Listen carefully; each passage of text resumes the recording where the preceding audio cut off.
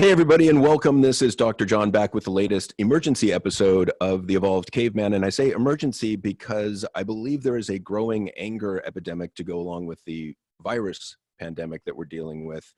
And I have on the show with me today Dr. Thomas DiBlasi, and I'm thrilled to have him here with me. And I'm going to read a few stats about what I see as this growing anger problem, and then I'll bring on Thomas. So as far as I can tell, there's a new enemy in the war on coronavirus, and that is the anger, fear, and irritability that follows after weeks of forced isolation. So let me give you an idea what I'm talking about. And the statistics are a little bit thin because I was looking for increases in anger and domestic violence, and only in the past 2 months. So this is all, somewhat anecdotal or somewhat from police statistics. So in Italy, the first lockdowns began around February 21st of 2020. And they covered most of the province of Lodi and Lombardy and affected about 50,000 people. Since March 10th, Italy has been in a nationwide lockdown. So tensions seem to be beginning to rise.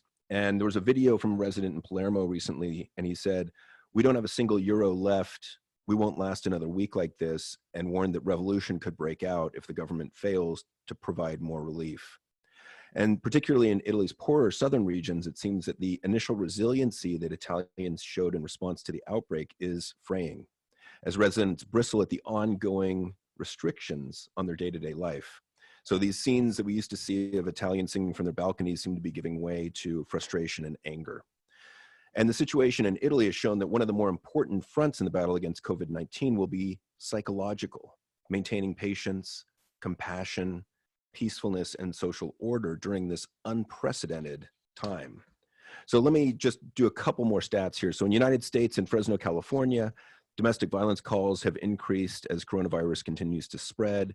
The Fresno Sheriff's Office saw a large increase in domestic violence reports, 77% more reports in the week of March 16th to 22nd than March 9th to 15th. So that's week to week. And they said that they attributed the increased violence due to spikes in individual stress, due to depression, fear, and financial uncertainty. In San Francisco, California, job loss by the coronavirus has made it even harder for some domestic violence victims to leave their abusers, which also increases stress and the likelihood of violence. So there's a growing concern nationwide about how to keep victims and survivors safe when they're forced to shelter in place with their abusers. And I cut out some of these stats, but in Montgomery County and Houston, they reported a 35% increase in domestic violence cases filed this month as compared to this month last year. In London, England, the Asian Women's Shelter has experienced a 33% increase in the number of calls since their shelter-in-place order. So these are some of the stats that I could gather, and I cut out about half of them just to save time.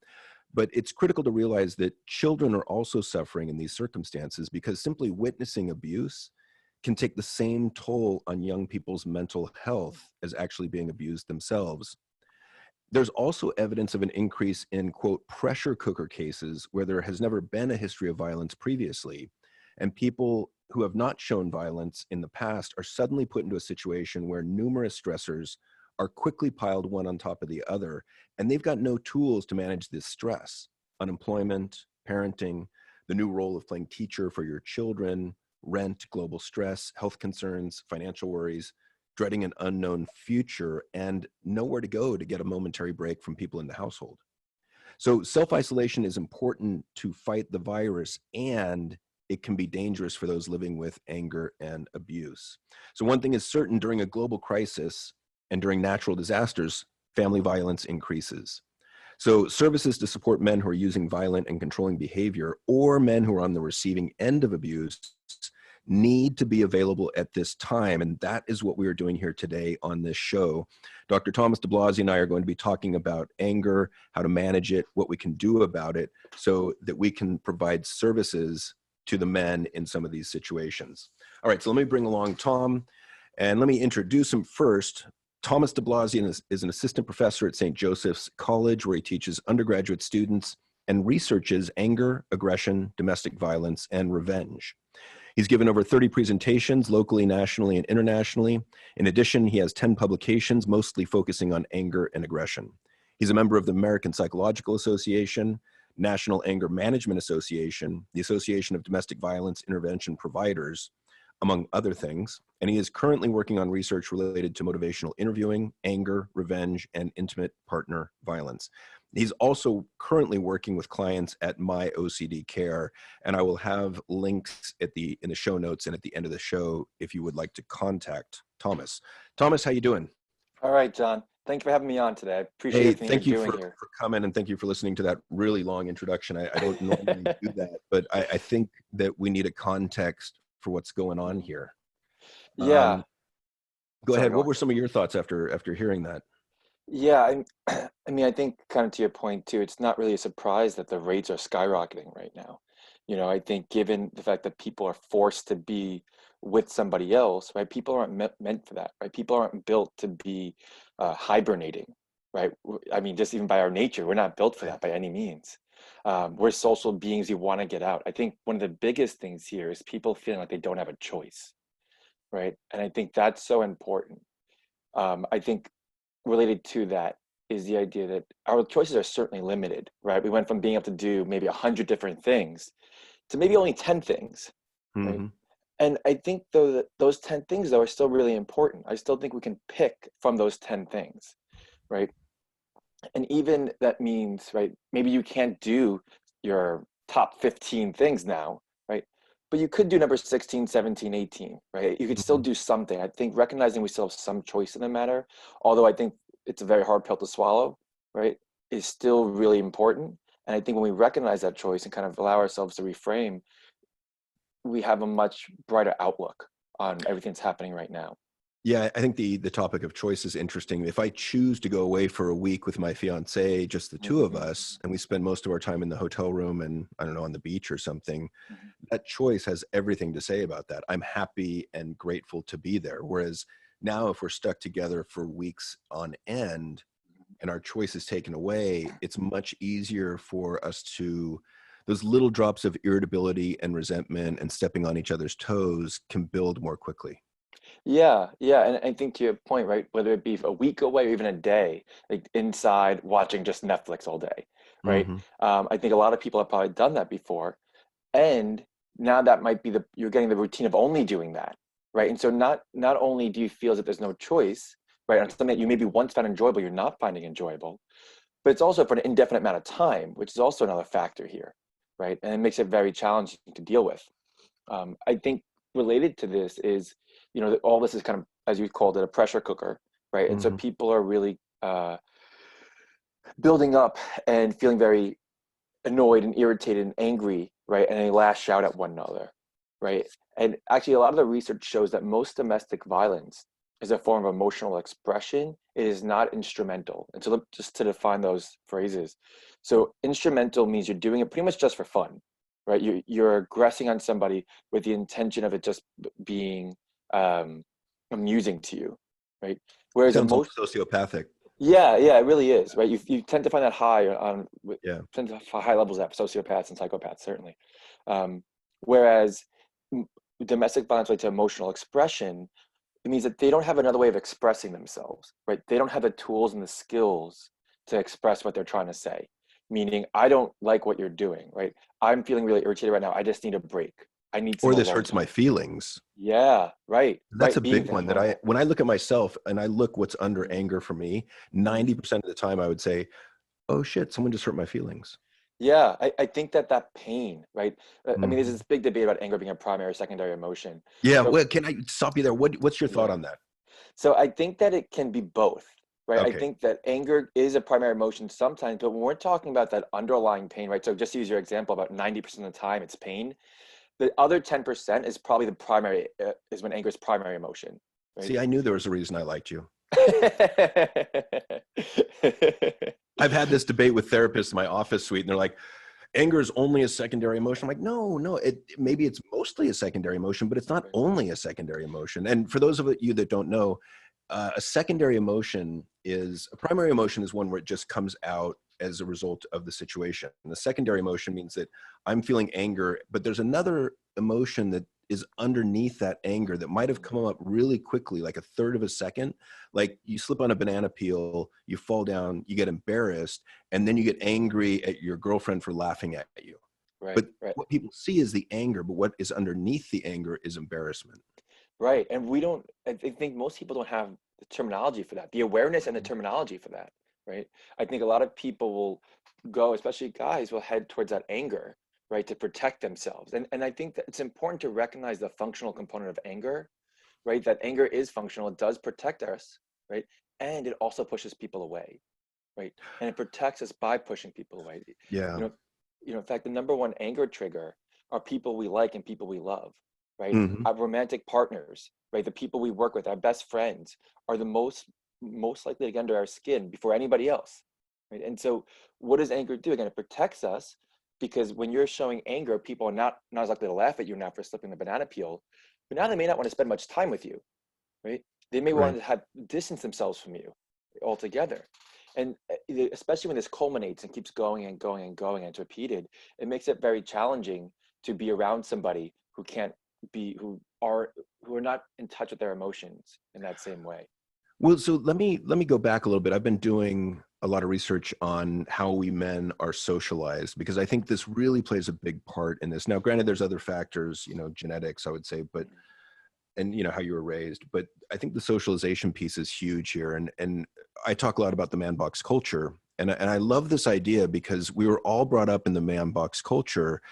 We didn't choose it, we didn't ask it. It's not our fault, but I would argue it is our responsibility to find tools to evolve past those parts of it that you want to evolve past.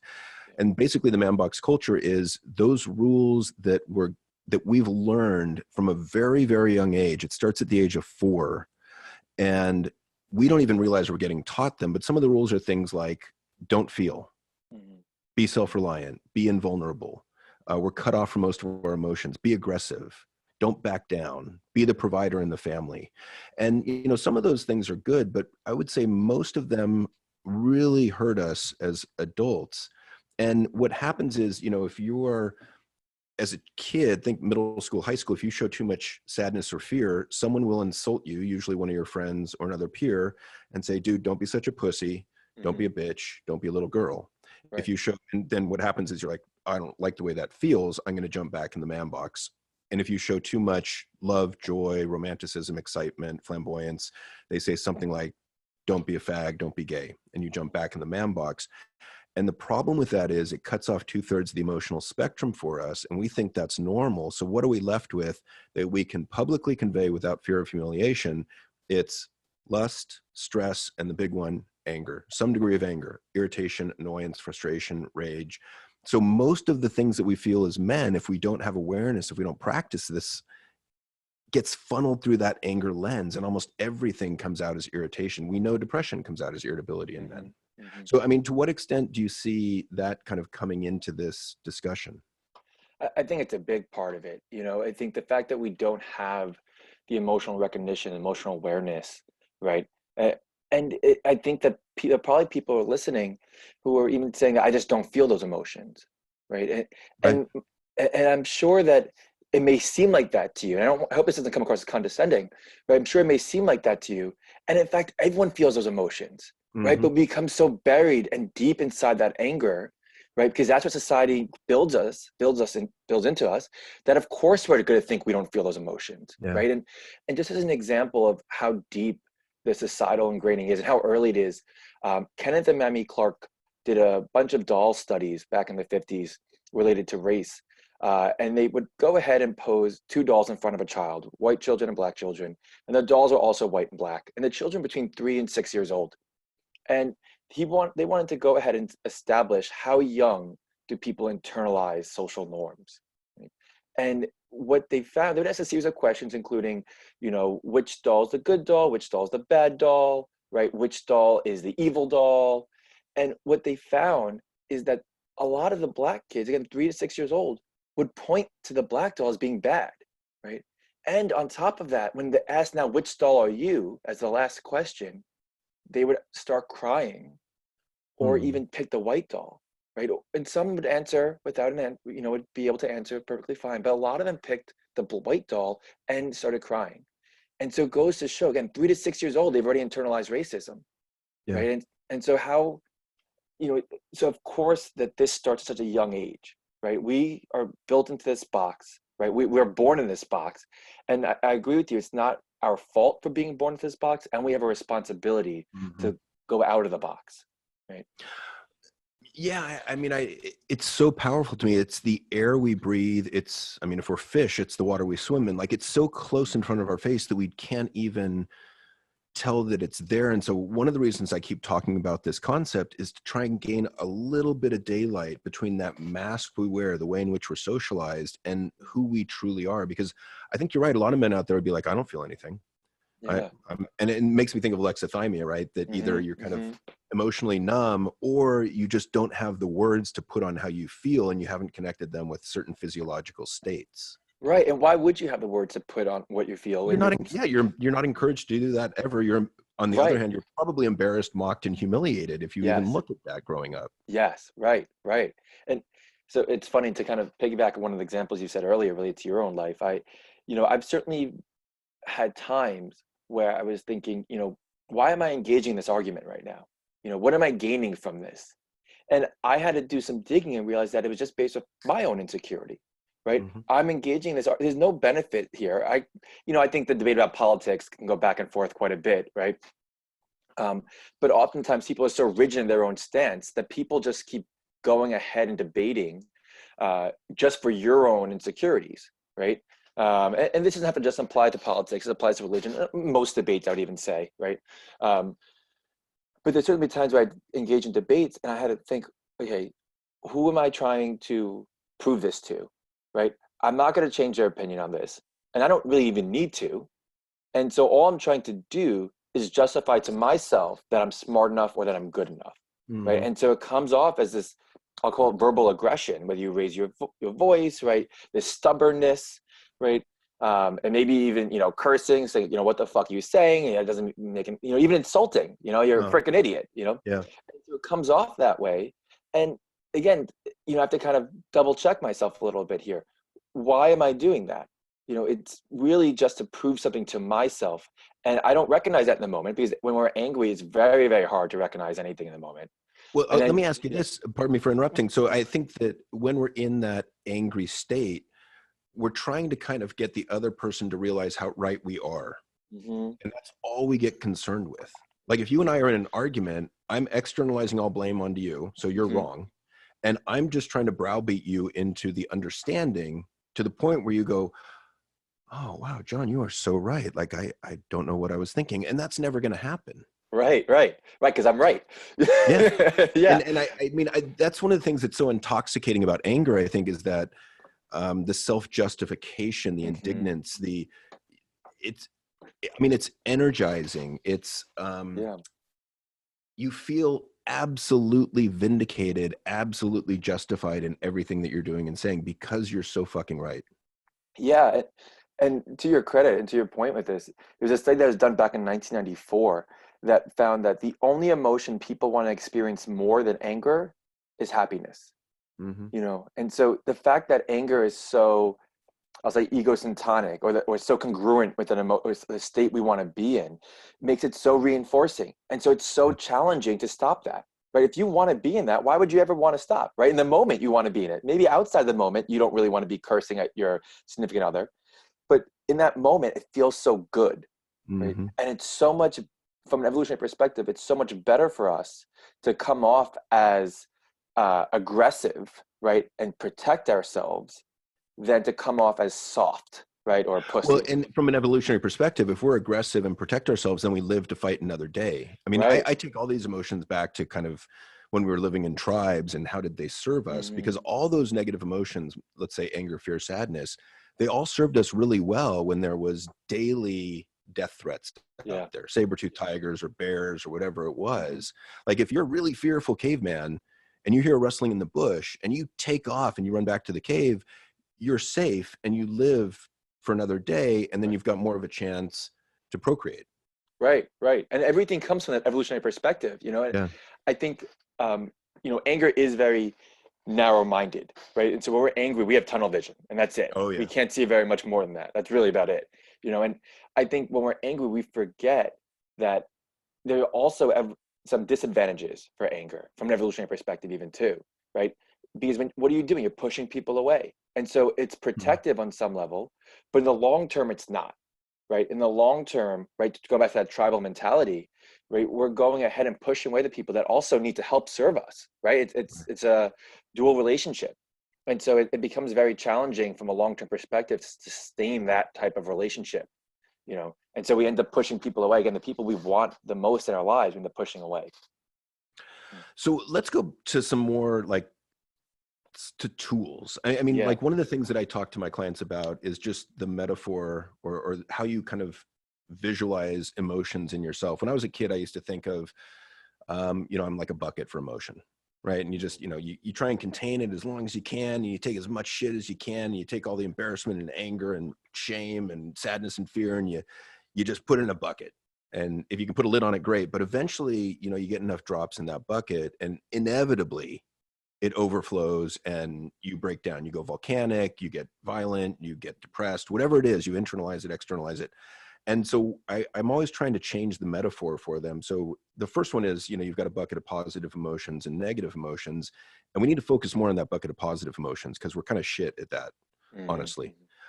So just that awareness of, oh, hey, I got a bucket of positive emotions and I really need to learn how to cultivate positive emotions more. But how do we stop those little drops of irritations from getting into the bucket, or how do we dump the bucket of negative emotions out? Yeah, I like that. How do we dump that out? And I think, look, I think there are ways to dump out the bucket, and there are times there are ways to put a small leak in the bucket, right? To drill a hole at the bottom, Exactly. right? You're going to my next metaphor. Yeah, right. You're jumping Right. ahead. I'm sorry. I'll backtrack then. I think, look, it's very easy to say do things that are relaxing, right? It's very easy to say that, and it's very difficult to think that in the moment, right? And so I think what's really helpful is to have that list ahead of time, and, Mhm. and to create that list before you're in the moment. Because if I ask you, if some what is your reaction when someone says calm down, right? It's like, oh, that's great I advice, get pissed thanks. Why didn't I off. think of that? Yeah, right. Fuck you. Right, right. You're angry in I always pieces. tell that to people, like, Yeah. whatever you say to someone that's angry, they're going to say, fuck you, basically. If they Right. don't say it, they're feeling it. That's Dude, right. just chill, relax, like Yeah. take a deep breath. Fuck you. Right. You And can only so, say that to yourself, I would argue. yes, I And we have agree. to learn that skill. Right, right. And I think you can learn that skill by thinking about it ahead of time and before you're even in the situation, right? So let's plan ahead, right? Let's create a list of, anywhere between 3 to 10 things you can do, right? Especially now, given everything going with Mhm. coronavirus, and I think people are just a little bit more on edge in general, and we have more limited ways to de-escalate the situation, right? But still, there are ways, right? And so for some people, it's deep breathing. Maybe Mhm. you're lucky enough we can go ahead and go for a walk, right? But just to go back actually to deep breathing for a moment, there's some research that shows that's one of the most effective ways. Um, I agree. and yeah, and because if you think about it from right, how can you be angry if you don't have the physiological reaction, right? I can tell you to think about an angry thought, but it doesn't mean anything unless you have that arousal with it. So anger is So break multi-component. down the physiological reaction for us. Sure. So there's increased heart rate, there's muscle tension, right? There's usually sweaty palms as well. Um, Kind of perspiring in general, right? Mhm. The only difference between males and females in anger is that females are more likely to cry, which I think is very obviously goes right back to our cultural norm, right? Of Socialization, yeah. right, that you're not supposed to cry as a guy, right? But what's interesting is that most people don't even realize that they have the muscle tension. They don't realize that they have the Right. physiological Yep. arousal when they're angry, right? Yep. And that's actually a big cue to ourselves that Yep. we're angry, right? And so how do we go ahead and recognize this ahead of time? So there's something called progressive muscle relaxation, Mhm. which I would really recommend. I think it's so helpful, because if you can practice that outside, right, of your anger episode, you can start to recognize the muscle tension in your body beforehand. And I love using that with my clients. It really, because that allows for you to take a deep breath when you're in the moment. If you practice it enough, it allows you to take a deep breath in the moment, reconsider the situation, and be like, is this really what I want to do right now? Is this really how I want to treat the person I love? Right? No, probably not. So let me do something else, something that's more adaptive. Maybe that means just going for a walk for 10 minutes, right? Because you can't think of anything else to do right now. Or maybe that means, look, you're gonna be more vulnerable, which that's a whole like 2 hour Oh, conversation yeah. right there, is Yeah. vulnerability, right? If not way more than that. Um, Yeah. but maybe you decide to be more vulnerable and you say, look, I really appreciate everything you've done for me right now, and I appreciate your perspective, and I don't share that perspective, and I want you to know I'm feeling really hurt from what you said, and I want to work this out with you. And that's so hard for people to say, particularly guys. I'm still working on that. Yeah, it really is, right?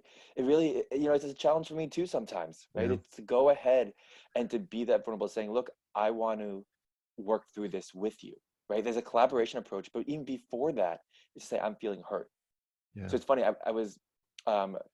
I think exercise is another great tool for managing anger. We can get to that in a Especially minute. weightlifting, I would say, in particular. Yeah, weightlifting and running. It's extra energy. I see that emotion, like it needs to move, and Mhm. it's trying to energize us to defeat something or move an obstacle out of our way. So lifting weights gets you to the point where you're so exhausted you can't be tired anymore. Yeah. So there's a great thing that I actually love doing with my clients sometimes too. And I'll change the exercise based off what's going on for the client and their own kind of health concerns. But even doing as many jumping jacks, as many push-ups as you can to the point where it's exhausting, right? And so, a few weeks ago, about 5 weeks ago, I wanted to know how many I could do without stopping, not even a little bit, right? And so I was able to knock out 101. I was very impressed with myself. I've never been able to do that before. That's quite good. Yeah, I was very impressed. I was never be able to do that again. I probably won't be able to do that again ever. But I couldn't move after that. I was laying flat on the floor with my face against the rug, right, for a good few minutes. I can't go ahead and aggress on anybody. I don't even want to speak at that point, right? And so, yeah, go ahead. So I was going to say, I mean, but back to that idea of breathing, like one of the things I'll do with my clients is I'll explain that autonomic nervous system and the importance that has in these emotions and the importance of deep breathing. For instance, so we've got the autonomic nervous system coming from the brain. It's the bundle of nerves running to every organ in your body, and it splits into two systems. One is the sympathetic nervous system. The other is the parasympathetic nervous system. So the sympathetic nervous system is the fight, flight, freeze, or the stress response. Parasympathetic is responsible for the relaxation or the rest and digest response. And what I find with a lot of the men that I deal with is that sympathetic nervous system is either on a hair trigger or always on. Because of how we've been socialized, many of us are hypervigilant. And so you got to understand that we need to turn off that fight, flight, freeze response in order to relax. And I think we need to practice that skill through something like deep breathing or progressive muscle relaxation when we're not getting angry, when we're calm, so that we have a better chance of accessing those tools or that sympathetic nervous or the parasympathetic nervous system when we are getting activated. Yeah, and I couldn't agree more with you on that. I think trying to activate more the rest and digest, right? Trying to not engage as much with the increased heart rate and the muscle tension, right? Trying to decrease that is really the first step for like a multi-component process of working with anger, right? Because that allows you to I would say I would back up a step and say awareness is the first step, because you're right. Earlier, right, that most of us don't even know when we've got the muscle tension, because muscle tension is so prevalent for us. We don't know when our heart rate goes up because we're not used to tuning into our body. And so one of the things I'll tell a lot of men is, I need you to get out of your head and into your body. Take your attention out of your thoughts, and I need you to start paying attention to your body as much as you can. Because we're so rewarded growing up, we're socialized to think, problem solve, to get good grades. And we are comfortable staying in our heads, but that's not the whole picture. And Descartes really fucked us several hundred years ago when he said, I think, therefore I am. Man, I bought that shit for years. I think, therefore I am. I'm a good thinker. I'm a good student. I'm doing great. That was completely wrong. It's all about mind-body connection. So to take your attention and put it into your body and begin to learn when your heart rate is increasing, when you are getting muscle tension in your neck or shoulders or jaw or hands or forearms, because that's when you can go, oh shit, something's annoying me. And if you can get on it early, you can nip it in the bud. Yes, 100%. I couldn't agree more with you on that one, right? Awareness is certainly the first step, right? And then I think the physiological component, right? I certainly anecdotally have had clients who say that most of their anger seems to centralize, right, in certain areas, right? So I've had clients before who say their back of their neck, their right shoulder, which is this bizarre place when I think about it, right? Their hands. But if that's their tell, it is. Yeah, they can identify that tell, do that. Right. And it doesn't matter if I think it's bizarre. I even told them, I'm very transparent with my clients. That's an odd place for you to have, I've had but like, good for you. My forearms. Like, okay, I don't get that. but that doesn't Right. mean it's wrong. Right. It just means Right. it's different. Yeah. And you know what? It's great that people can recognize it, right? That's really Yeah. what it comes down to. I don't need to recognize it for you. You need to recognize it. It's the fact that Mhm. you know that 100%, like that's great. Another physiological uh, tool that I use a lot is it's tip, right, from DBT, in particular, decreasing one's heart rate, right? So what I have them do, it's activates the mammalian dive reflex. And I love this one. I think it's fantastic. I show it to my clients. There's a YouTube video on it. Just type in mammalian dive reflex into YouTube. And Say again, it's a mammalian dive reflex. dive. Okay. Yep. And it's about 1 minute and 38 seconds long. I've watched it too many times, the fact that I know that off the top of my head. I will look that up. Yeah. And you can watch this person hold his breath for 1.5 minutes. And I'm not saying do that, but certainly need to hold your breath for a little bit, right? 30 seconds a minute.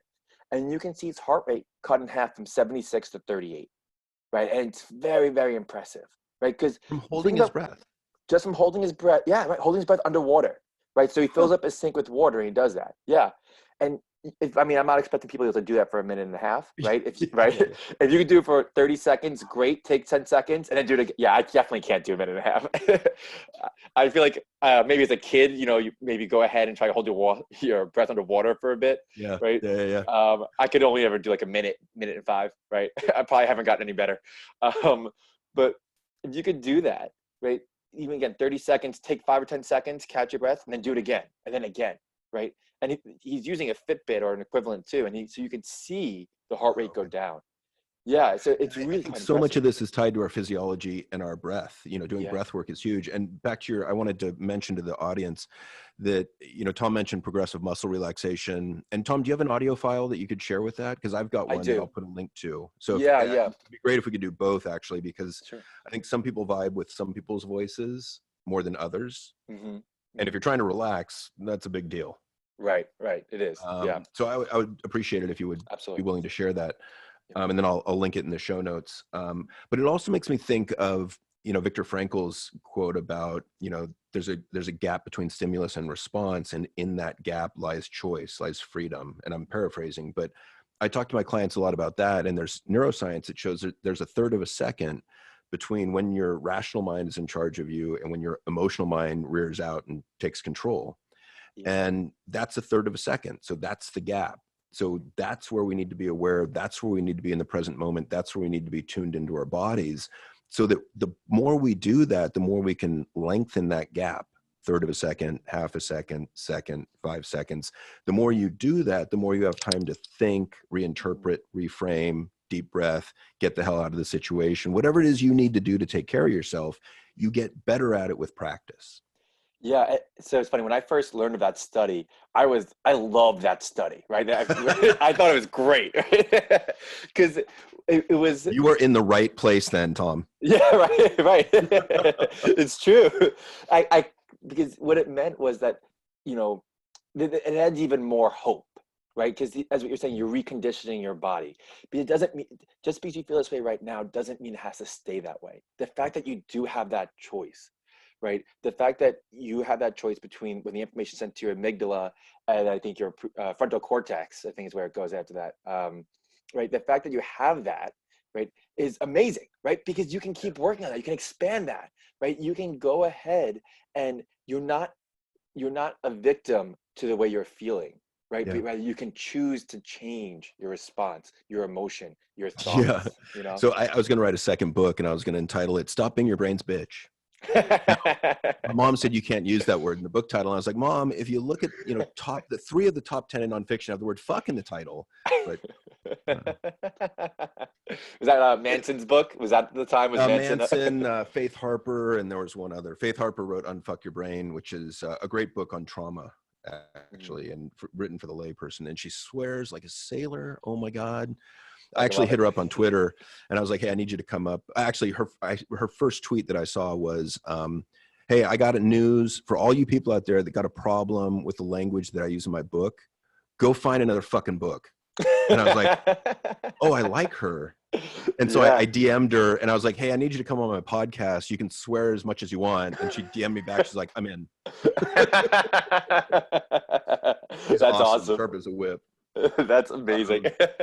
Yeah, just a little levity in there. But yeah, I think, we're on the same boat here, on the same track, that a lot of this has to do with physiology. A lot of it has to do with awareness. To me, a lot of it has to do with reframing intention. Like, I find intention is a big part of it, right? That if someone does something to transgress on you, if they do something that crosses your boundaries or annoys you, if you interpret it as intentional, you're gonna be pissed off or angrier.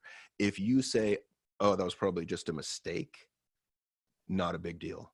Yeah, yeah, I couldn't agree more with you. I mean, and the research shows that people have a higher hostile attribution bias, right? People who are higher in trait anger have higher levels of hostile attribution bias, right?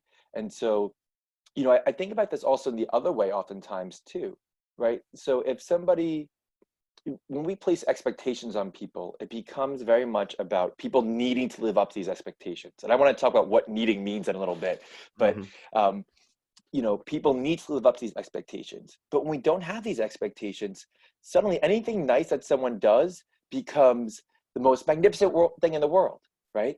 And so I think about, let's say, parents. Maybe they take care of you, right? They pay for your clothes when you're younger, but pay for your food, maybe cook for you, right? And maybe, at some developmental level, some of this will start to decrease, right? But maybe they also pay for some of your college if you go to college, right? Whatever it is. Uh, and we might say thank you, right? But that might be about it, right? Maybe you do a little Mm-hmm. bit more than that. But if someone buys you a coffee at Starbucks, right? Out of the And blue. out of the blue, don't Yeah. expect it. The person just goes, let me get the next 5 people online. Just put them on my tab, right? And you walk up to the line, and someone goes, oh, it's paid for already. That's amazing, right? It's the best day of your life. Suddenly, right? Yeah, it really puts you in a good mood for the rest of the day, or it It does. can. Yeah. Yeah. And so that expectation really has a lot to do with the way we feel, And so because we didn't have that expectation, we didn't have the expectation that person should be nice to us, it ends up being that when they are nice to us, it's really like quite pleasant, right? And the Yeah. same thing I think is true the other way. When we have the expectation that they should be respectful to us at all times, every time, you Oh, know, respect is a killer. it is. He was disrespectful to me. Yeah, Was yeah. he really? Right, right. There's the interpretation that they did it deliberately, right? Meanwhile, the person could be cutting you off because they're trying to go somewhere else, that they're really rushing to get to the hospital right now. We have Yeah. no idea, right? But because we don't know, what's the point? Why is it helpful to you to go ahead and think about it in a negative way? It's not helpful, actually, Yeah. right? We don't Well, actually know yeah, I'm what's always going on. talking with clients about, pick the interpretation that serves you the best. So if we go back to your example on the freeway, let's say you're doing 80 in the fast lane and someone comes up 100 and is riding your ass on the freeway, and you're like, I'm going fast enough. Right, And, then, that always, it triggers anger for a rage for a lot of people, because there's several boundary violations there, depending on how it plays out. right, But you've got two choices there. Well, I guess two or more, but you could just, I mean, the typical one is that guy's an asshole, like, I'm going to make him pay. And, you mm-hmm, tap on your brakes a little bit and you start to fuck with him, and then it can escalate and get all sorts of crazy. mm-hmm. That's more typical, I would say, some variation of that. Yeah, The other way you can do is just pull over one lane, let the dude go by, and think to yourself, maybe he's got a pregnant wife in the backseat that needs to get to the ER. Maybe he's got a sick kid that needs to get to the doctor. Because we don't know. I mean, we're right. making these stories up in our heads all the time. So look at the stories you're telling yourself and pick stories that serve you. Right, right. And look, I'm a big proponent of being as realistic as possible, And so the truth of the matter is we don't know. So let's go ahead and pick the one, as you're saying, that best serves you. Right. If Yeah. you're gonna pick a story that we don't even know is accurate anyway, pick one that best serves you, right? Pick Yeah. one that's gonna be the most helpful to you. Right. And Okay, I wait, think I got a question, because I'm geeking out right now. yeah. No one I've had on the show has ever been able to answer this question, and I think you Oh, can. a lot of pressure. Yeah. Should I wait a little bit? I can build the Nah, go pressure. ahead, tell me. Okay. Talk a little bit about the difference between state and trait anger, like anger versus hostility. Yeah, yeah. So trait anger is a genetic predisposition, right, to be angry more often, right? Whereas state anger is much more about just the specific occurrence, the specific incident that you're referring to, right? So trait anger, there's some research that shows that anger is about 25 to 33% genetic. Some of the research varies a little bit, but it's about 1/4 to 1/3, right, is based on Okay. genetics, which means that 67 to 75% is based off your environment, right? Which means you have a lot of control over how you respond to your anger, right? And so trait anger, again, is just genetic predisposition to act a certain way, to be angry. But the state anger is each specific episode. And my understanding of the hostility as a trait is that you've got more predilection, or you're more inclined to interpret a lot of situations hostilely, negatively, with malice. And those interpretations are killers. Right. She did that on purpose. She's Mm-hmm. trying to make me look bad. Right. You know, those interpretations, absent of information to prove the truth of them, don't serve us at all. And so and this goes back to awareness, right? So part of it is awareness of your body and your physiology. Part of it, I would say, is the awareness of the thoughts in your head and the stories that you're telling yourself, the interpretations you're making of other people's intentions and actions. Mm-hmm. Yeah, absolutely. Absolutely. And that's why I think it's so important to try and think realistically, right? So, I think Albert Ellis created this idea of rational, we used to call rational therapy, then after a few transformations, rational motive behavior therapy. Yeah, Um, it's a good one. but yeah, and I use it with a lot of my clients. And, I think about, he said anger is predominantly, at least the underlying component, is based off shooting on yourself or shooting on other people, or also masturbation is another phrase he used, right? But essentially saying that someone should, must, need, or have to act a certain way, right? They should be nice to you. They have to be respectful to you. They should use their blinker. They shouldn't yell at you, right? But the truth of the matter is that that's not true, right? You don't want them to. And I'm not saying I want someone to start yelling at me and start cursing me out, right? I'm not saying I want that, but I'm saying that it's not true that they shouldn't do that, right? No one has to do anything in life except die. That's the only thing we have to do. We don't have to pay taxes. There are consequences, for that. And thankfully, 2 months, it's been pushed for 2 months if we have to file for federal taxes. So I have a little more time to avoid. No, I'm kidding. But, you don't even have to pay taxes. They're just consequences for that, right? So it's still a choice. The only thing we have to do in life is die. That's it, right? And so when you're thinking about this, when we're using these words, should, must, need, and have, we become so rigid and so fixated. This is the only way something could happen. And that makes our anger skyrocket, right? Whereas if we recognize that we would like them to act a certain way, right? We realize that we start to have so much more compassion for ourselves and other people, right? And we could get into what that means in a few minutes, I guess. Yeah. Well, my brain just kind of explodes when you're talking, and I forget 90% of what I'm thinking, and then I'll go with one. But one of the things that one of the neurons that just connected just now was the idea of playing. I've been playing this game with myself recently where I'm just, kind of with curiosity and non-judgment, watching myself play, I guess I would call it the social police. And just like driving, right? Oh, he should have used his blinker. Oh, that was an illegal lane change. Oh, he shouldn't be going that fast. Or why are they going so slow? And like just these judgments that come out, and I think they used to make me angry. And I'm like, it doesn't fucking matter. Like if they don't want to use their blinker, that's their choice. It's their life. It has nothing to do with me. Or, people cutting in line, or, like just, we have all these rules in our head, and I don't know where the rules come from. Maybe partly it was how mom raised me, or mom and dad raised me of, you shouldn't do that. You shouldn't do this. You should tell the truth. Don't cut in line, give people, the right change. I don't know, but everyone's got them. Yeah. And I do think it goes right back to this social script, right? It's the idea that, society built these rules for us, right? And where you grow up really changes what these rules are. But I think there are some that are certainly universal, right? But yeah, everyone does have these rules, right? And so I think a lot of people will play the social police game. And you know what? I think this goes right back to what we're talking about. The idea of, even if it does impact your life, right? It doesn't mean that they shouldn't have done it, right? And so actually, Albert Ellis created the Ellis Institute over in New York. I'm in New York, so I'm just pointing to the city right now. But but he created the Ellis Institute in New York, and there was ended up being a bit of a fallout between the two, the Ellis Institute as an organization and Albert Ellis himself. Oh, Um, wow. yeah, it ended up being kind of this larger story. Um, and he gave everything he had to the institute, right? And so when he ended up needing, I guess, money to pay some medical bills, right, there was pushback, right? They, Wow. they didn't, yeah.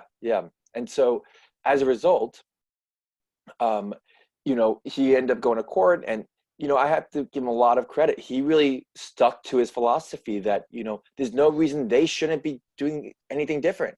I want the money. I need the money to survive, Mhm. right?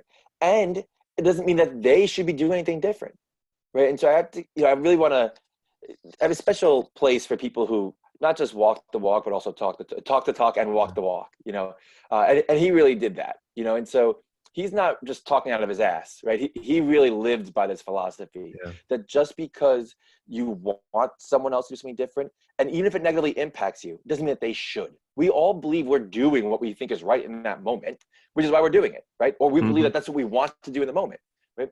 And if we can recognize that, then suddenly we're allowing people to do whatever they want to do, right? No one responds well to other people telling them what to do, right? You're not going to respond well to me saying exactly what you should be doing all the Yeah. time, right? And so why are we trying to ascribe our rules of life to them? Let them live their life. Doesn't mean, again, you have to like it. I just want to keep stressing it. You don't have to like it, but it doesn't mean that they should live your life either. Yeah, and I think those rules of shoulds and should nots, it's and part of it, what I work with clients is a lot is that internal awareness, because I think in men in general, we're so externally focused, which that's a really interesting point here too, because with this global pandemic, we are forced to turn inward. And I'm really hoping that men out there will take this opportunity to turn inwards and be curious about what's going on internally in their own internal landscape of thought and feeling, because I really think that the more we get into that, the better this world gets. The more aware we get of ourselves, the more we learn to spend more time in the present moment, the better this world gets. The more we learn to communicate, the better off things are.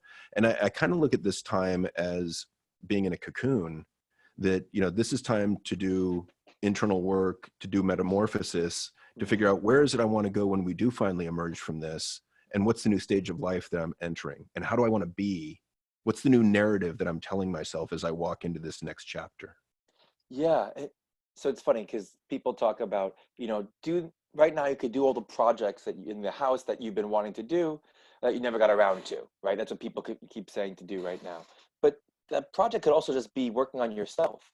Hmm. I have a friend right now who has told me that they're meditating 5 times a day right now, which is amazing, right? It's Yeah. amazing that they're doing that. I'm still trying to figure out how to do it once, right? Well, and I think that that's one of the foundational skills also, is some form of meditation. I mean, I teach mindfulness, but I think we need to learn to stop doing and start being. Mm. After all, we are human beings. And I mean, I think that that's kind of the foundational skill, because that increases your level of awareness of what's going on in your head and your body. It also teaches the skill of attentional control, so that you can pull yourself out of, automatically going to a negative future or negative past, and bring yourself via focus on your breath to the present moment. And, Yeah. to me right now, I'm doing that hundreds of times a day, because the future is uncertain. I don't know what's coming in the future. I don't know how this is going to shake out. I mean, I think it's going to have a massive impact. I think it's going to shape, you know, our brain structure. It's going to have an impact on that. It's going to impact how we socialize. It's going to impact, do we shake hands? It's going to impact the use of Zoom more. It's going to impact how do we do meetings. It's going to impact, obesity, domestic violence, Right. pregnancies, all sorts of things. But the more I get caught up in that negative future, the more anxious I get. The more anxious I get, the more prone I am to anger. Hmm. And so to keep bringing myself back via focus on my breath to the present moment is really the best strategy that I have right now. Yeah, and I love that you said that, to recognize what makes you susceptible to anger, right? Mhm. Recognizing that train of thought is gonna make you feel more anxious, which is gonna make you feel more angry, right? And I think it's so important to recognize what our triggers are, right? What makes us more susceptible to the anger outbursts and the anger episodes. And so I think a big part of this is, you know, we can stop the path before even walking down the path. We don't have to go down that path, right? A lot of the times, right? So for me, um, I used to work at a nursery, and so I love the smell of magnolia trees and cherry Uh, blossoms, right? Or just what they look like, even, yeah. freshly cut lawns, right? Love that. Um, and so I even have my window open, um, just because I love the smell of that, and so for me, I can't spend hours upon hours outside right now, but I can still get that smell back, and that's reminiscent of very fond memories for me, right? And so, I think that everyone can do something like that, even, right? Just to interrupt that pattern, right? Because the more we Right. walk down that same path, right, the easier it is to walk down it again, right? It's kind of like if you take your pen and draw a straight line on the paper, and you just do that repeatedly over and over and over again in the same place, it becomes so ingrained, right? And Yeah. so when you try to write over it just gently, you'll find that you just go into that groove. You'll find you Hmm. find go and fall into that same groove. And we're no different as a behavioral pattern, right? When we talk about behavioral patterns, you know, if we don't break that behavioral pattern, by first recognize that it's even a thing, is so important, right? But if we don't break that behavioral pattern, then of course we're going to keep doing the same thing over and over and over again. So Yeah. Mindlessly, yeah, automatically, right, unconsciously, right. You don't even mean to, but it's without happening. awareness. Yes, right, Yeah. right. And that's why that awareness is so important, And so um, I'd really encourage people to go ahead and look at their anger episodes, see what gets them going, right? Hmm. And then, but also at some point figure out what emotions really underlying the anger, right? Hmm. Because I think that there's probably a good chance you're feeling hurt. Well, Um, and if I can jump in there, I think it's really important to look at our angry episodes with curiosity and compassion yeah, and non-judgment, because I think there's a lot of the only phrase I can come up with is meta emotion or feeling about feeling, right? So you get really angry, you lose your temper, you scream at someone, call them names, punch a hole in the wall, whatever you do. And then when the anger passes, you feel shame, you feel embarrassment, you feel sad, you feel guilt. And that stuff accumulates over time. Those are drops in that bucket of negative emotions. And until we find ways to empty that bucket, and I like your idea of drilling holes, but we've got to find ways to empty that bucket and fill up the bucket of positive emotions. And the extension of the metaphor that I talked about earlier was, I remember I had a client came in years ago, and he was talking about that the bucket would fill up and overflow. And so we were talking about different metaphors, and I was like, he said, well, what about like a strainer, like a mm, colander? I said, yeah, that's great. I think that's the next step, right? Is, you got a colander, you pour the hot water in there with the pasta, and all the yep, hot water goes right through the colander, and all the hot water is all the shit that you want to get rid of. Anger, mhm, fear, guilt, shame, anxiety, stress. It just passes right through you, because emotions aren't meant to stay with you. They're messengers. They're meant to stay with you for seconds, not years. mhm, And so we were talking about that and like, okay, yeah, that's a way better, the good stuff sticks with you, the kind words, the compliments, the positives. And as we were talking about this, I said, I really need something with bigger holes, because like I'm getting negative emotion all day long in the job that I do, right? mhm, And so, and you are as well. So I thought of, this huge fishing net with big gaping holes in it stretched mhm, across a river. And it's my imagination, my visualization, so I can do what I want with it. So in right, my imagination, all the water rushing towards me is the emotion of the day, and I would say the majority of it is negative, mm, because of the negativity bias of the human mind. right, And the good stuff, or the bad stuff, just goes right through that net on a second by second basis. And the good stuff, kind words, compliments, good deeds, all that sticks to the net magically. mm. And so, I mean, I like the metaphor idea of just like, let that shit go through you right away. What are your thoughts on the Yeah, metaphors? I like that metaphor you use for yourself. I think that's great. I do think that Christian Conti does some work on Okay. anger as well, and Yep. he has a book actually on metaphors to use in therapy, and a lot of them are based off anger or surround anger, right? And Okay. so, and I read it just a few years ago now, and I think it's pretty helpful. I think if he does find metaphors to be helpful, I think that there's some research showing that to be helpful as well. Yeah, ACT does quite a metaphors. bit of Yeah, that. they're Um, quite helpful. yeah, and I like that I like your metaphor though of the net, and I really believe what you're saying too in terms of, you know, if we let things stick to that net that are negative, right, you'll find a bunch of fish, right? You'll find a ton of fish, and you'll find some big fish, right? But if we don't give it as much credence, or if we don't look at it as much, or give it enough attention, right, or focus on it so much, that fish suddenly shrinks, right? It no longer becomes a giant fish, becomes so much smaller, and just goes right Yeah, through the great net. point. And so if we But don't that's have, also what anger does. You know, yes, anger, when we're angry, we over focus on negative things or those things that are making us angry. We just drill down on it. And as you mentioned, you get hyper focused and have that mhm, tunnel vision on that one thing that's really pissing you off. yeah, And then it yeah, grows in it size when you does. do that. Yeah, and there's some research by Ray Navaco over in California who looks at rumination, right? Rumination is a Hmm. big moderating variable with anger and aggression, right? Meaning when you're angry and you keep thinking about it over and over and over and over and over again in your head, and you're playing it through, right? That's not the same thing as trying to work it out, right? All that's doing is making you more angry, right? Yeah. And all that's going to do is lead to aggression, right? And so, exercising, I love that, going to work out, but I think that's a great way to get your mind off it. Going ahead and watching a comedy, right? Go ahead. Yeah. Or a gratitude. I think practicing gratitude, things Yeah. that you're grateful for. And, when I teach gratitude, you can start easy, 3 things you're grateful for each day. They've got to be different things each day. They can't be the same things over and over and over. Otherwise we adapt to it. And the hedonic treadmill kind of that Sorry, hold on. kicks in and we just habituate. Sorry, Mike, Um, lost audio for a moment. I'm sorry. Can you repeat okay. that? So Yeah. yeah, I was saying with gratitude, you start off simple with 3 things you're grateful for each day, Yeah. and those things have to vary. You can't do the same things over and over and over, otherwise you habituate to it and it doesn't help you out. But Right. to me, there's 3 layers of gratitude. There's that which you are grateful for that's obvious, like Mm. I'm grateful for my mom and dad and their health. I'm grateful for the place that I live in. I'm grateful for my children. That kind of thing. Those are the obvious things to me. The next level is being grateful for things that you have to look a little bit deeper for, the less obvious. Like I'm grateful for having the use of my legs. I'm grateful for being able to feed myself with a fork. I'm grateful for living on a planet that has oxygen that we can breathe. And then the third level is being grateful for the biggest challenges in your life. So for instance, something like I'm grateful for the contentious divorce that I went through 8 years ago, Mm. because it taught me to really, really fine tune and master the emotional management tools that I teach to my clients. Mm. Yeah. So I love that.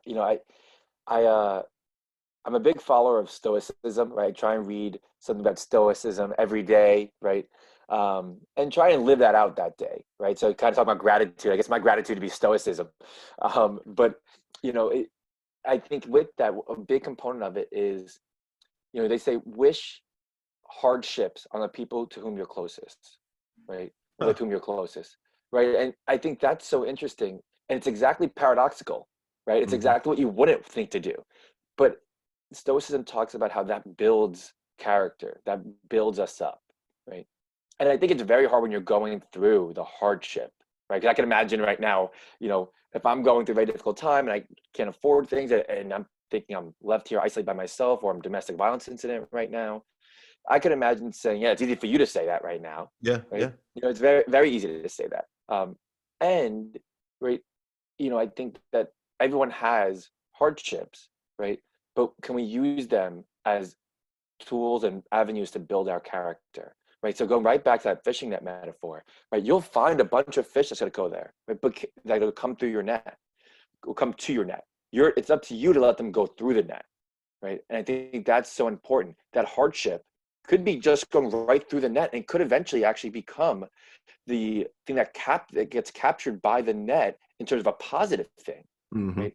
We want it to go through the net as a negative. We want it to stay in the net as if it's a positive. And if we can change our perspective, then we can do that. I think again, that's so much easier said than done.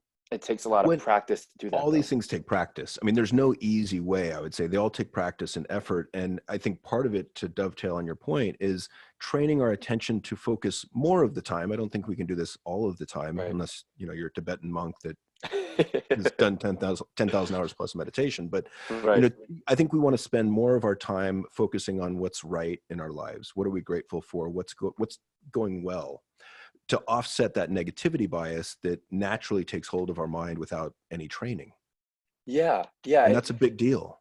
And It that's why is. in my anger management classes, like I'll teach like one tool to increase positive emotions or thoughts, and one tool to reduce the intensity of anger or angry thoughts.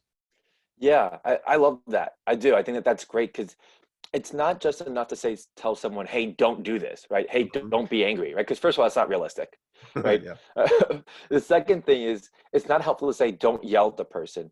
We want to also help you figure out what to do. Because at the end of the Mhm. day, if you don't know what to do, then you're just going to go back on the same pattern that you already do, and so you have to, Exactly. and so it's so helpful to know how to actually communicate. And that's why I think, being vulnerable and having compassion can really be drawn in. Um, yeah, go ahead. Oh man, there's so many ways to go on this. So, like, I know. okay, so here's what I want to go to vulnerability, and then let's wrap it up with kind of your best tool to either dump out the bucket of negative emotions or fill up the bucket of positive. But Oh, to that's speak to great. vulnerability for a moment, like I see so many men that have so much armor on that they're successful in business, they've worked hard on their body, they're fighting jujitsu or MMA, and to me, I always look at muscle as armor, as fancy clothes, as armor. That what are you trying to protect? And I think that what we're trying to do is not allow people inside, to not show how we're truly feeling, to not communicate, because that scares the shit out of us. Mhm, That's mhm. scary. That to me takes courage to be vulnerable. That to me takes courage to go spelunking in the depths of your brain, of your mind. Yeah, no, I think it's incredibly intimidating. I'm actually just taking a deep breath right now, just thinking about that. I really am. So it's actually really funny because so I'm also a volunteer firefighter in my town, um, and so there's a lot of I mean, that's a whole separate conversation, right, about what that's like. Well, that's volume Um, number 2 of this interview. Keep going. I'm down. I'm game for it. um, but yeah, so with that though, right? So for me personally, right, it's not. I don't think it's courageous for me to go into a burning building. I really don't, because I'm not afraid to go into it, right? I'm Okay, dressed so we in a. differ on that one. I'm grateful for you going into the burning building. Everyone has strengths. Yeah, mine's gratitude. Right. Yeah. That's right. um, yeah, it's just not intimidating to me, right? I'm dressed, or we call it donned, right? And my equipment and my gear. I have the hose with me, and I'm with people that I trust in my life, right? And so for me, it's not intimidating, right? I literally am trusting them with my life, you know. Whereas, uh, you know, and I think Gandhi actually speaks this a little bit too. Courage is not doing something you're not afraid of, right? Yep. It's going ahead and doing something you are afraid of, Yep. right? And so, how do you, so to go ahead, people often hide their emotions, right? Try and conceal themselves, right? And try not to feel all those negative emotions because they're so afraid of it. And I think what's really funny is that um, trying not to feel those emotions doesn't make you courageous, right? Doing something that some people would view as anxiety provoking and you don't doesn't make you courageous. Yep.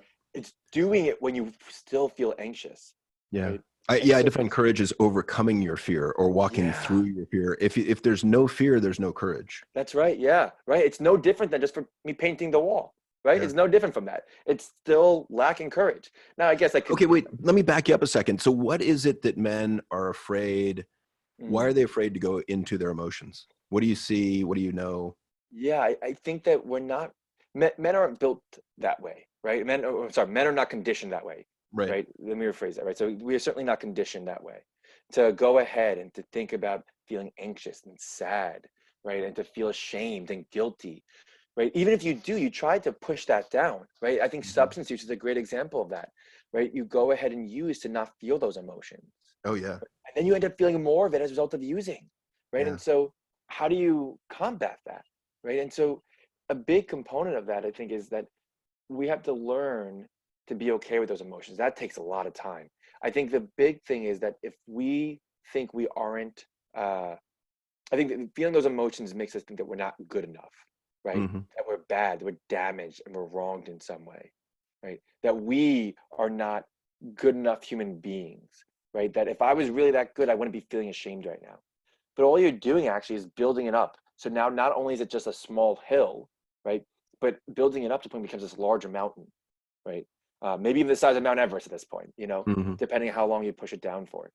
And so how do you go ahead and start to chip away at that mountain, right? It takes a lot of courage, right? Especially if this is the way you've been acting for so long, right? Which of course Yeah.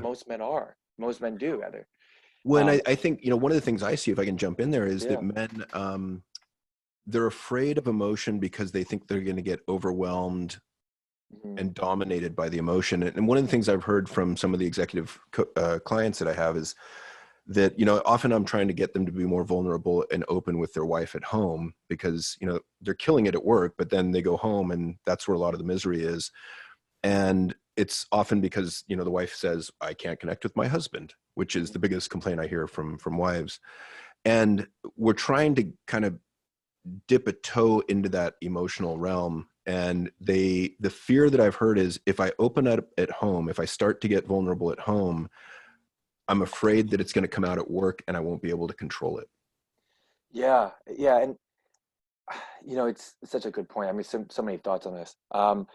So I Told think, you. yeah, I know. We'll need multiple volumes, Oh not my just God. two.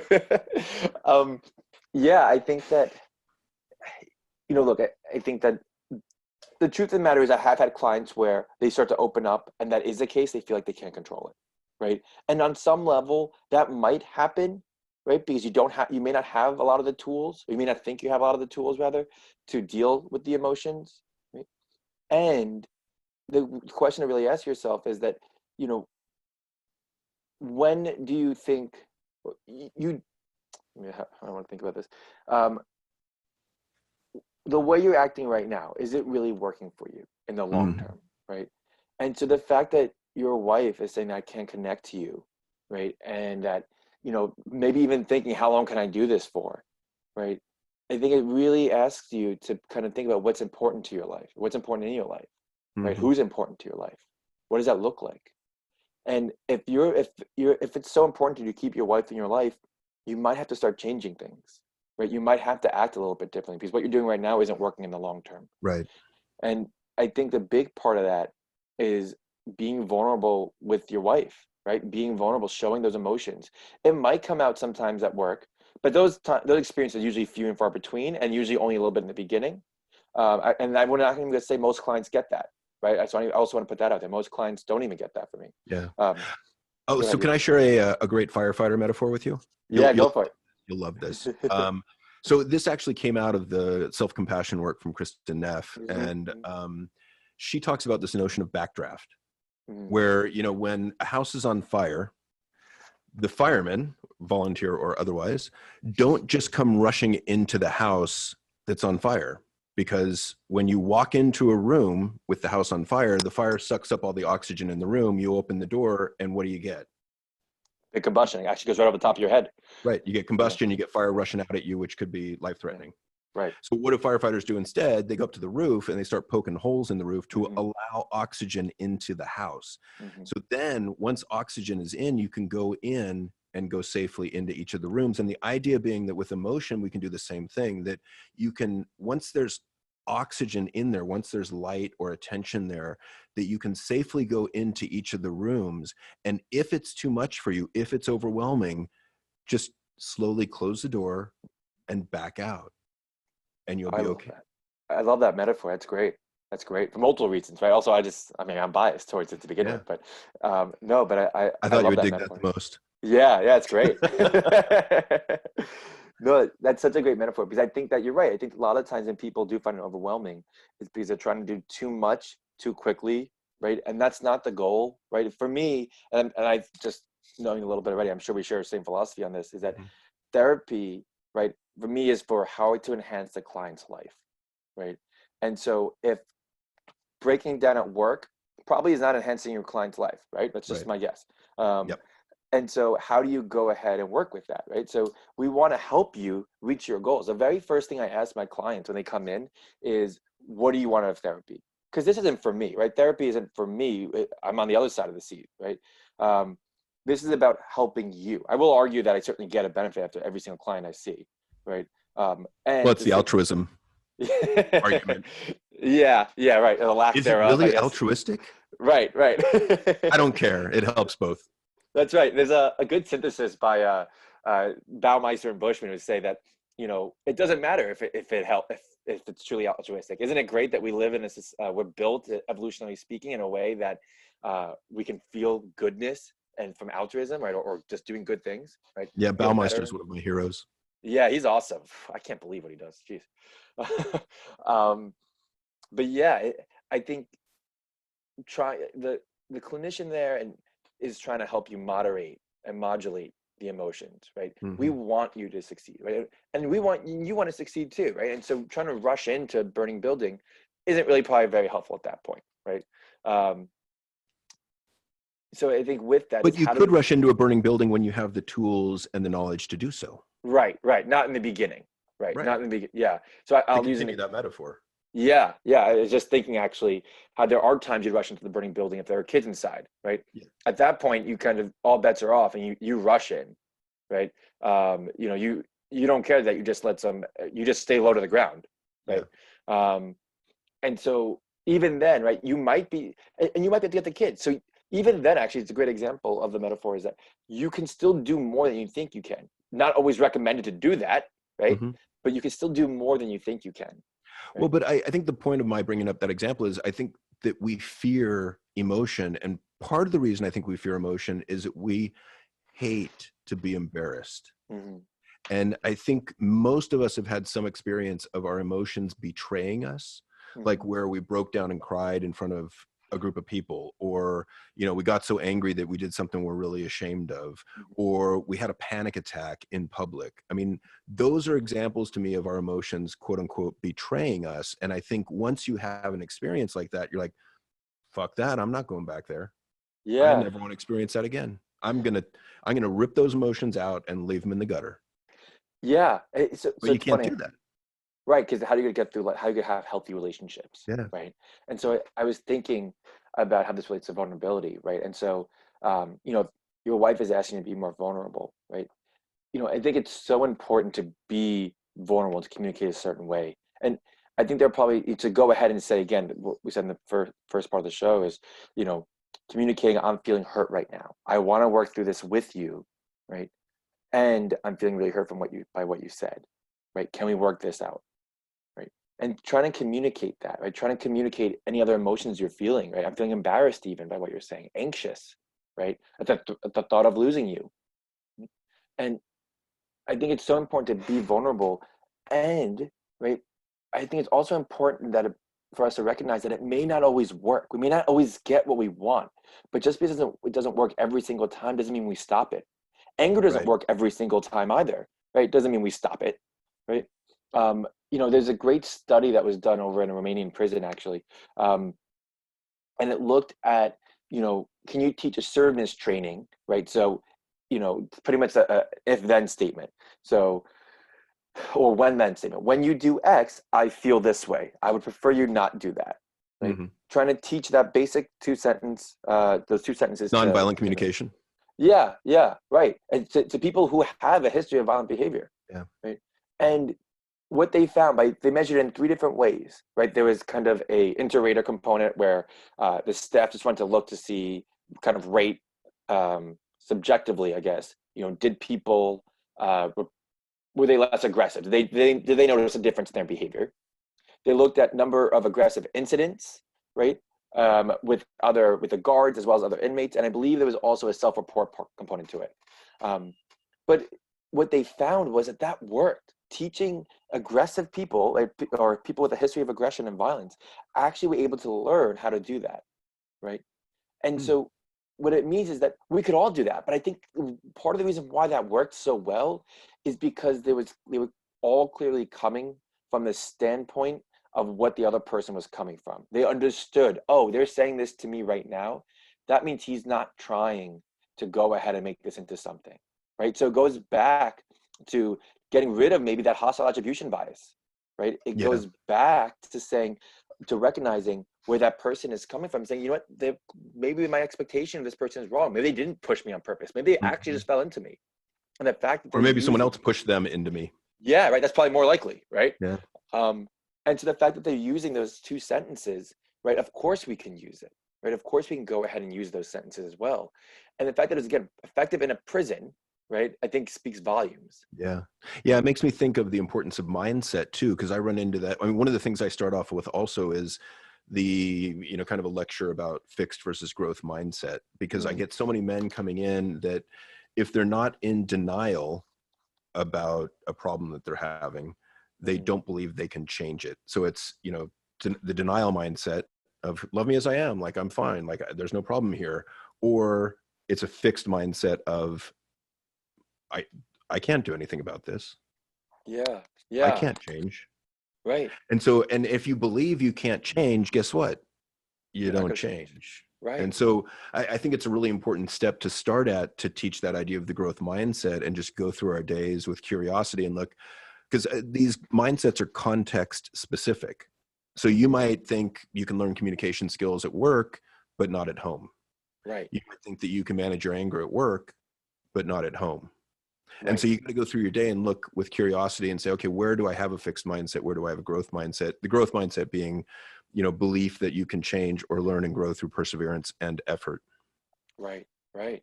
Yeah. And I think everyone has the opportunity and the ability to grow, right? And this Yeah, actually relates so nicely to the research of motivational interviewing. It shows that one of the biggest factors in terms of people actually changing is people believing that they can change. exactly. Well, and the therapist believing it too, that they've got the confidence Yeah. in the fact that they can help this client. That's the biggest, I in research I've seen in the past, the biggest determinant of the success of a therapeutic relationship is, does the therapist believe in themselves that they can help this individual, their confidence level. Right. Right. And truthfully, I 100% right. I 100% believe that everybody can change. Right. Yep. I do. I think it just takes changing the environment. I think it takes the person wanting to change. And I think it maybe takes finding the right fit with a therapist. But I believe that everyone can Yeah. change. And if And they couldn't, that's a big piece too, fit with yeah, therapist. yeah, 100%. And look, if people couldn't change, then we'd both be out of jobs right now, you Right. know? So the fact that people can change, right, is what's keeping people like clinicians in business, right? And Yep. so I think that just goes to speak to say, why couldn't you change, right? We're not that special to think that we also couldn't change. Right. Right. No, I agree. And okay, so we've been talking for an hour and a half, and I really appreciate your time. And in wrapping up, like, what's your best tool for either the positive side or the negative side? I'll give you your choice. How about, can I say one of both? How about that? Okay, that'd be great. All right, Even better. cool. All right.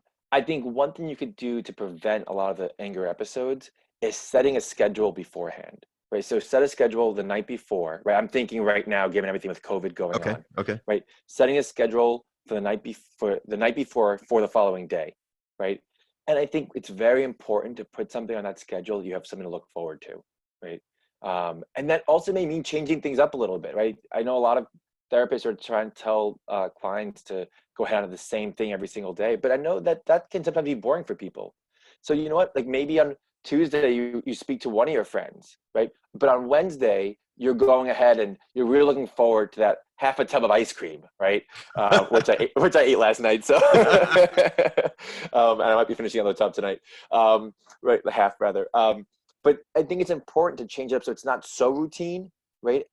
And you have a schedule for yourself that you can follow, but at the same time, it's something different each day, right? Yeah. And with along with that too is try and separate your living space, right? To this side or this portion is the relaxation component space. This here is the workspace.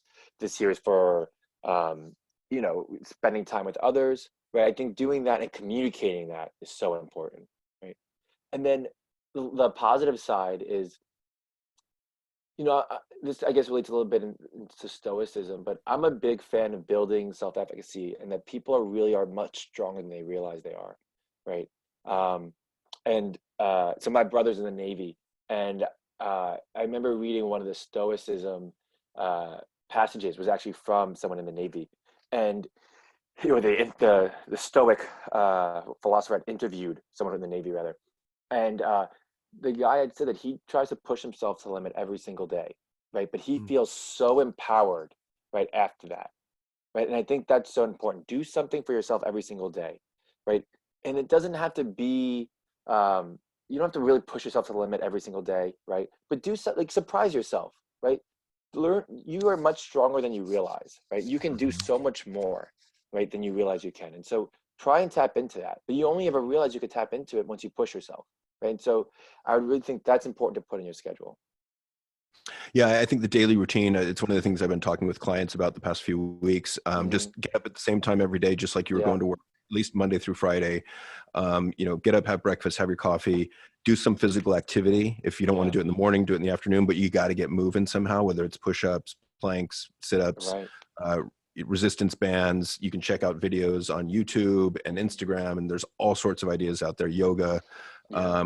But we've got to stay physically active. And then I think learning right now is a really big deal. So I've been telling clients, let's brainstorm some things that you want to learn. I don't care what they are, but if you're curious about them, let's go after them. Because I think I'm looking for everything and anything that we can do right now to give us those little positive emotional boosts.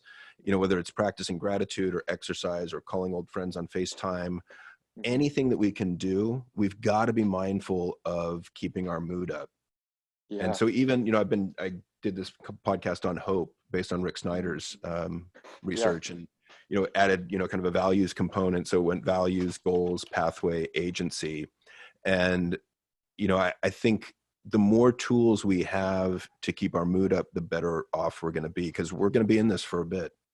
Yeah, right. I think we have to buckle down a little bit. And the more we can kind of get into that routine of setting the schedule and waking up at the same time, exercising, and doing something you look forward to each day, building that self-efficacy, I think the better off we'll be. Yep. It's funny. I had a client recently, I think today, that, is depressive. And Mhm. he said to me, he was talking about something he wanted to do. And he said, yeah, it's too bad I don't have the time. And I was just like, dude, I call bullshit. Like, I don't ever want to hear that during a Right. quarantine. Right. That is absolutely false. Yeah. And so again, back to the idea of watch the narrative, watch the story, watch what you're telling yourself. Yeah. So you said you had two tools. Do we cover both, or? Yeah. Yeah. I try to combine them a little bit. Okay. Yeah. Okay. Yeah. And so I'll throw in one for the negative side. I think one of the greatest tools that I know of comes from Fred Luskin, who was the director of the Stanford Forgiveness Project. And 15 years ago, I didn't even realize there was a Stanford Forgiveness Project. And, we won't hold it against him that he, works at Stanford. We'll let that slide.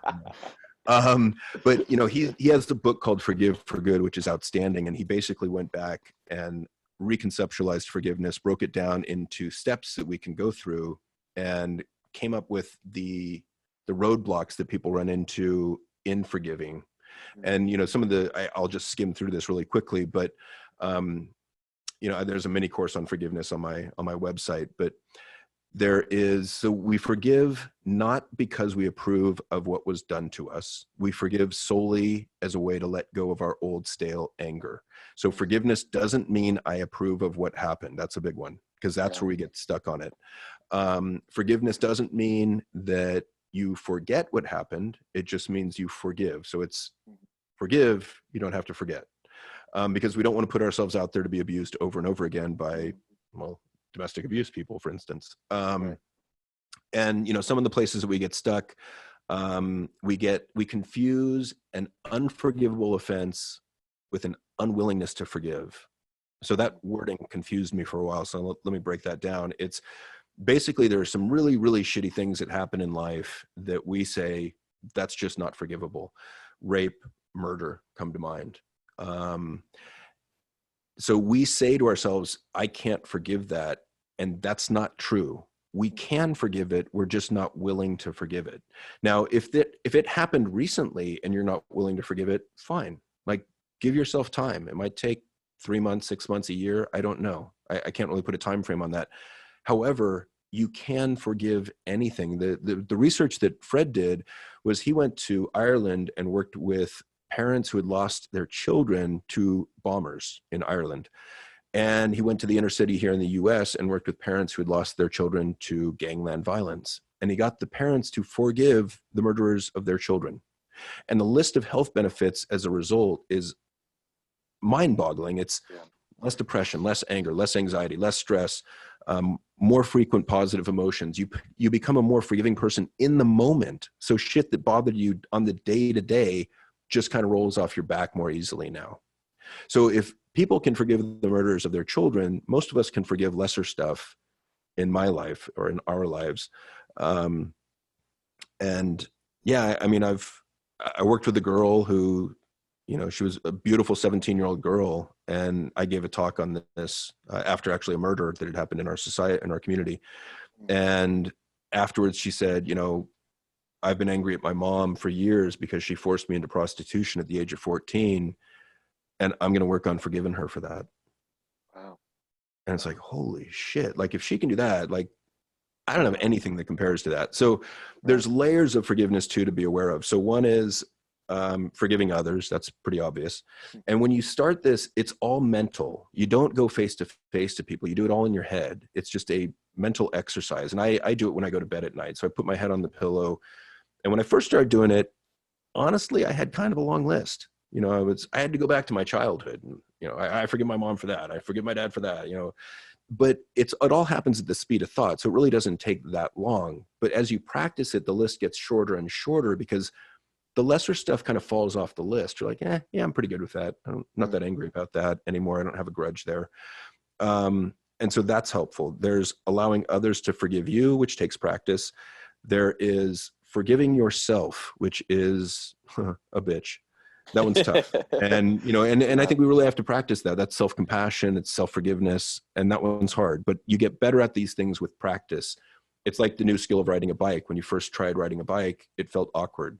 So do these skills. Keep practicing them. The other one that's kind of interesting to me is forgiveness of God. And I remember I went on a radio show years ago and I said this and I thought, oh man, I'm going to get crucified. Pun intended. Yeah, I was wondering. And can I laugh about that, or does that make me bad? I don't know. I think it's funny though. But I mean, I remember I was a school psychologist early on in my career, and I had a teacher call me about a GATE student, so a young girl with, you know, IQ in the 99th percentile, and she said, "Would you see this young girl?" She was 5th grade, and she said she just lost a baby niece, and she's been crying for 3 days straight. And I was like, and on the phone, I said, yeah, sure. When I hung up the phone, I was like, holy shit. Like, what do you say to someone who's just lost a 6-month-old? Like, I don't know what the fuck to say. Yeah. And I was I was scared, right? Like, what do you say? I had no clue. But anyway, she came in and she starts telling me that, you know, she's close friends with her cousins and they live a mile away. And her aunt had a baby 6 months ago and the baby died of sudden infant death syndrome, SIDS. And there's nothing you can do about that. Like, there's no one to blame for that. But anyway, she started crying and, you know, we were talking a little bit more and I said, it seems to me like you're angry. And she looked at me kind of puzzled. I said, it seems like you're angry at God. And I kind of had asked about her beliefs in God prior to that. And she said, well, I couldn't do that. That would be a sin. And I said, yeah, at one level, I get that. I mean, I understand the thought. And, you know, I said, to the extent that you believe God had some hand in creating you, whether it's, you know, evolution or intelligent design or creationism, he also created your emotions in your brain. And to me, he's all knowing and he's loving and he's forgiving. So he knows that you're angry at him. He's already forgiven you for that anger. And that anger to him is like a drop of rain in a rainstorm. It is no big deal. And he understands. So, you know, I just want to give you permission to be angry at God because that makes complete sense to me on an emotional level. And so she, you know, we kept talking and she kind of dried her eyes and went back to class. And I got a phone call the next day from her mom. And she said, you know, is this the psychologist that spoke to my daughter? And I was like, oh shit, I'm going to get in public. I'm going to get in trouble for talking about God in the public school system. Here it comes. And she said, that's my negativity bias. And she said, you know, I just wanted to say thank you because my daughter came out of her room for the first time in days and engaged with the family again. And that's a really huge step. So I don't know what you said, but it was super helpful. Wow. And that moment made me realize that there are things that happen in life that we have no control over. There's no humans to blame. Coronavirus, earthquakes, hurricanes, sudden infant death syndrome, cancer, you name it. No one is to blame for that stuff. But our emotional mind still needs someone to blame, I would argue. We still get enraged, indignant. And I think that most people's mind goes to some higher power and says, how could you let this happen? And to me, that makes absolute sense. But until we are aware of it and realize it and talk about it and allow for it, it continues to eat us up. So Yeah. I think also you gotta look at forgiving your higher power, however you want to phrase that, and allow your higher power to forgive you. Because there's like 85 to 90% of the people in the US that believe in a higher power. And I think we got to work with that psychologically. Interestingly, I did these 2 kind of mini courses for Simple Habit. So they're like 7 courses, about 10 minutes each, and they each kind of include this little meditation. One was on anger management, one was on forgiveness. And those bastards removed one of my classes on forgiveness, the one about forgiving God. And I phrased it. They said, well, can you phrase it as higher power? I was like, yeah, sure. I don't care.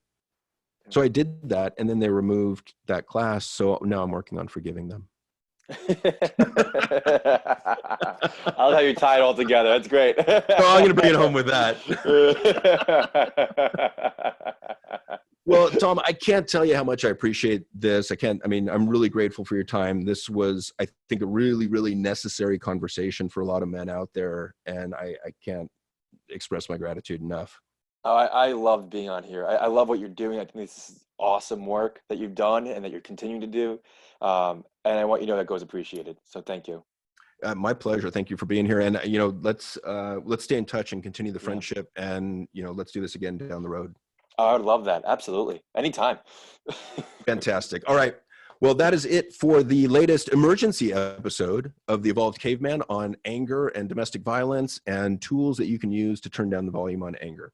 So thank you very much for listening. And as always, Tom's bio and links, and the progressive muscle relaxation files will be in the show notes. Thanks again for listening. Bye-bye.